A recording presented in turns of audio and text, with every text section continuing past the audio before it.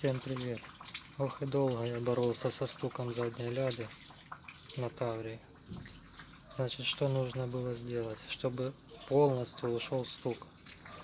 Нужно было вот эту втулочку, вот эту вот, убрать, и вместо нее я бензошланг вставил, обмотав изолентой. Ну а сюда просто подложил изоленту. Все, стуков как будто бы и не было. От слова совсем. У кого стучит ляда, сделайте так же. Ставьте лайк.